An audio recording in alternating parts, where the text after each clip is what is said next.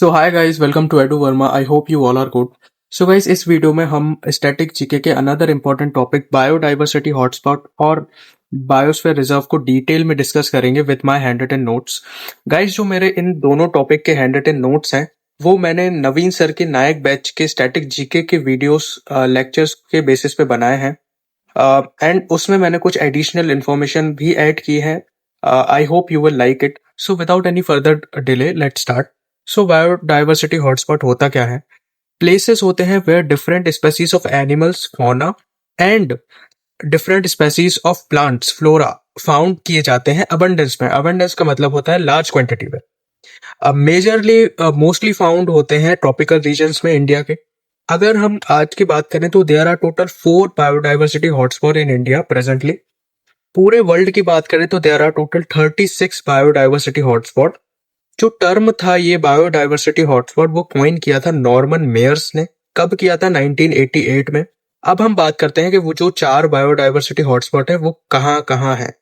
पहला है हिमालय रीजन्स में, दूसरा है वेस्टर्न एंड ईस्टर्न घाट्स के रीजन्स कुछ, जैसे कि वेस्टर्न घाट महाराष्ट्र से लेकर श्रीलंका तक का एरिया में ही है। देखो गाइस, मैप आपको यहाँ पे शो हो रहा होगा, आप उसमें देख सकते हैं कौन सा बायोडाइवर्सिटी हॉटस्पॉट कितने रीजन तक है। सो आप इसका स्क्रीनशॉट भी ले सकते हैं। देखो, जैसे वेस्टर्न घाट है महाराष्ट्र से श्रीलंका तक, आपको दिखाई दे रहा होगा मैप में, जो कि इंक्लूड करता है silent valley national park Kerala का, अगस्थमलाई बायोस्फीयर रिजर्व केरला का और पेरियार नेशनल पार्क केरला का।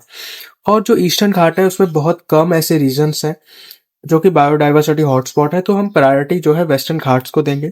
थर्ड जो हमारा बायोडाइवर्सिटी हॉटस्पॉट है वो है इंडो बर्मा रीजन में, जो कि इंक्लूड करता है एरिया फ्रॉम ईस्ट बांग्लादेश से मलेशिया तक का and small part of India का भी।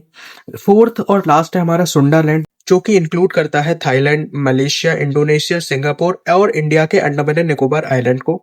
गाइज, एक बहुत इंपॉर्टेंट फैक्ट है सुंडालैंड को लेकर, यहाँ पे वर्ल्ड का सबसे लार्जेस्ट फ्लावर रफलेशिया अर्नोल्डी पाया जाता है इंडोनेशिया और मलेशिया में। सो गाइज, हमने बायोडाइवर्सिटी हॉटस्पॉट के टॉपिक को कवर कर लिया है। अब चलते हैं बायोस्फीयर रिजर्व पे। सो बायोस्फीयर रिजर्व होता क्या है? एक प्रोटेक्टेड एरिया है, डेजिग्नेटेड है किस लिए? टू कंजर्व करना है बायोडाइवर्सिटी को और प्रमोट करने हैं सस्टेनेबल डेवलपमेंट।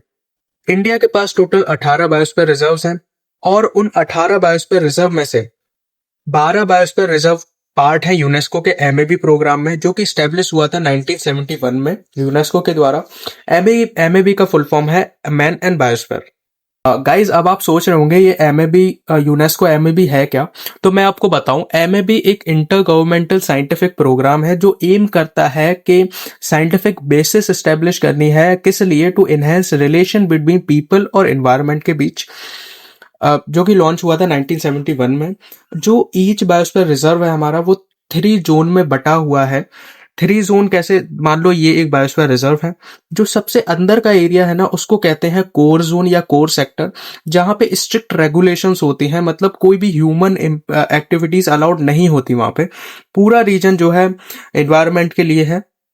सेकेंड जो रीजन होता है, येलो येलो आपको दिख रहा होगा, इसको कहते हैं बफर जोन, जहां पे लिमिटेड ह्यूमन एक्टिविटीज अलाउड होती हैं, जैसे कि रिसर्च, एजुकेशन और इको टूरिज्म वगैरह। थर्ड जो लास्ट जोन है, आउटर जोन है, उसको कहते हैं ट्रांजिशन जोन, जो कि आउटर मोस्ट एरिया है जहां पे ह्यूमन एक्टिविटीज जैसे कि सेटलमेंट्स, एग्रीकल्चर, फॉरेस्ट्री ये सब अलाउड है। बट ये तभी तक अलाउड है जब तक ये बफर जोन और कोर जोन को कुछ नेगेटिवली इम्पैक्ट ना करें। ठीक है, जो पहला बायोस्फीयर रिजर्व है हमारे इंडिया का वो है नीलगिरी बायोस्फीयर रिजर्व, जो कि तमिलनाडु, केरला और कर्नाटका के बॉर्डर पे लोकेटेड है। स्टैब्लिश हुआ था 1986 में। लार्जेस्ट बायोस्फीयर रिजर्व है इंडिया का कच्छ बायोस्फीयर रिजर्व, जो कि एक नेशनल पार्क भी है, गुजरात का है, जो जिसका एरिया है 12454 स्क्वायर किलोमीटर। जो सबसे स्मॉलेस्ट बायोस्फीयर रिजर्व है हमारे इंडिया का वो है डिब्रूगढ़ सिखोवा बायोस्फीयर रिजर्व, जो कि एक नेशनल पार्क भी है, जो कि असम में लोकेटेड है और उसका एरिया है 765 किलोमीटर।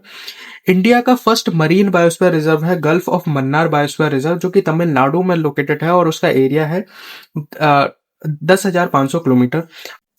गाइज, अब आप सोच रहे होंगे ये मरीन बायोस्फीयर रिजर्व क्या होता है, तो मैं आपको बताऊं। मरीन बायोस्फीयर रिजर्व का एम होता है कि प्रोटेक्ट करना है मरीन और कोस्टल बायोडाइवर्सिटी को, जिसमें इंडेंजर्ड स्पेसीज आती हैं, यूनिक हैबिटेट्स आते हैं, जैसे कि coral reef, sea grass beds हो गए, मैंग्रोव फॉरेस्ट, इन सबको जो है प्रोटेक्ट करना। सो एक लार्जेस्ट एंडेंजर्ड मरीन मैमल है जो कि फाउंड किया जाता है गल्फ ऑफ मन्नार में, वो है डुगोंग, जिसको डुगोंग डूगन भी बोला जाता है, और सी टर्टल, ये यहाँ फाउंड किए जाते हैं। सो अब आता है main part of the video. So मैंने आपको बताया है कि हमारे इंडिया में टोटल 18 बायोस्फीयर रिजर्व हैं। 18 में से 12 इंक्लूडेड है एमएबी प्रोग्राम में और बचे 6 नहीं है इंक्लूड। सो दोनों की मैंने ट्रिक बनाई है, जो कि एडू वर्मा की सेल्फ मेड ट्रिक है। पूरे यूट्यूब में आपको कहीं नहीं मिलेगी ये ट्रिक। अगर आपको ये ट्रिक अच्छी लगे, इससे आपको याद हो रहे हैं, तो प्लीज इस वीडियो को लाइक जरूर करना और चैनल को सब्सक्राइब करना तो बिल्कुल मत भूलना, ठीक है। तो देखो, पहले हम पढ़ेंगे कि जो 12 इंक्लूडेड है बायोस्फीयर रिजर्व, उनकी ट्रिक को, फिर हम करेंगे जो रेस्ट 6 बचे हैं उनको। सो चलिए शुरू करते हैं। पहले आपको बाय डिफॉल्ट लिखना है ट्रिपल एन सुंदर गल्फ, ठीक है। ट्रिपल एन हो गया हमारा नीलगिरी बायोस्फीयर रिजर्व, जो कि तमिलनाडु, कर्नाटका और केरला के बॉर्डर पे है। नंदा देवी बायोस्फीयर रिजर्व और नोकरेक मेघालय का। इनकी जो स्टैब्लिशमेंट ईयर है, ये मैं लास्ट में आपको बताऊंगा कैसे आपको याद करनी है, वो याद आपको हो जाएंगी। और सुंदर से सुंदरबन डेल्टा हो गया, सुंदरबन बायोस्फीयर रिजर्व है वेस्ट बंगाल का। गल्फ ऑफ मन्नार तमिलनाडु का, ठीक। गाइज ये 5 तो आपको याद हो गए। अब आते हैं नेक्स्ट पे। अब देखो गाइज, मैं आपको एक स्टोरी बताने जा रहा हूं, छोटी सी स्टोरी है जिसमें 4 लोग हैं टोटल, ठीक है। 4 लोग कौन कौन है? एक है कंचना, एक है अगस्त्य, एक अमर, एक पन्ना, ठीक है। ये 4 लोग की स्टोरी है। स्टोरी कुछ इस प्रकार है। ग्रेट निकोबार में सिंपली 5 लोग गए।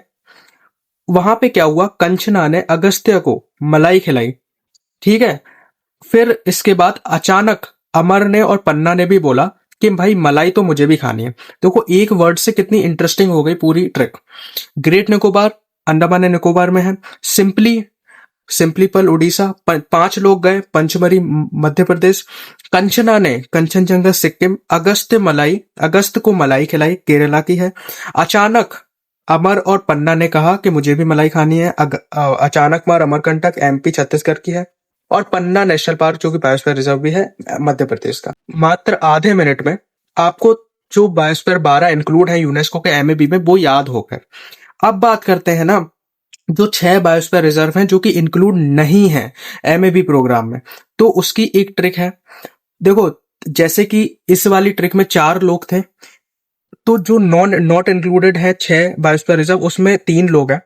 कौन कौन है? मानस है, सेक है और सेचा, ठीक है। 3 इनको तो याद करने पड़ेंगे आपको, और ये 4 लोगों को भी याद करना पड़ेगा। मानस, सेक और सेचा। मानस, सेक और सेचा तीनों गए देहांग देबांग, अरुणाचल प्रदेश में है। वहां उन्हें कुछ नहीं मिला, सिर्फ कोल्ड बर्फ ही बर्फ मिली। इसीलिए फिर जो दोनों थे, उन्होंने बोला कि सेचा चलो यार यहाँ से वापस, कुछ तो मिला नहीं है, फायदा ही नहीं हुआ कुछ। तो देखो, ट्रिक बन गई। सो गाइस देखो, मानस, सेक और सेचा देहांग देबांग गए, वहां उन्हें कुछ नहीं मिला, सिर्फ कोल्ड ठंड बर्फ ही बर्फ मिली। मानस से मानस असम का, सेक से दिब्रू सेखोवा असम का। देहांग देबांग गए थे, अरुणाचल प्रदेश में है बायोस्फीयर रिजर्व। कच्छ कुछ नहीं मिला, कुछ गुजरात का बायोस्फीयर रिजर्व। कोल्ड से कोल्ड डेजर्ट हिमाचल प्रदेश का।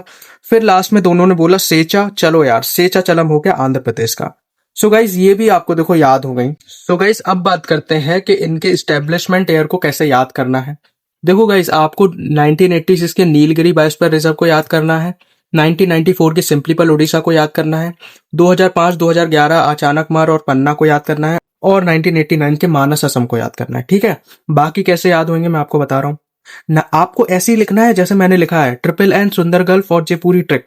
फिर आपको सामने लिखते जाना है। 1986 में आपको पता है नीलगिरी बायोस्फीयर रिजर्व हुआ था। फिर 1988 में 2 हुए, नंदा देवी और नोकरेक। फिर 1989 में 3 हुए, सुंदरबन, गल्फ ऑफ मन्नार और ग्रेट निकोबार। फिर 1994 आपको याद ही है, सिंपलीपल। फिर 3 आएंगे लाइन से, 1999, 2000, 2001, ठीक है। फिर 2005 और 2011 आपको याद है, अचानक मार, अमरकंटक और पन्ना, ठीक है। फिर आपने याद किया था 1989 में मानस है। फिर 1997 और 1998 दोनों एक साथ क्रोनोलॉजिकली। दिब्रू सेखोवा हुआ था 1997 में, देहांग देबांग हुआ था 1998 में। फिर वही 3 चीज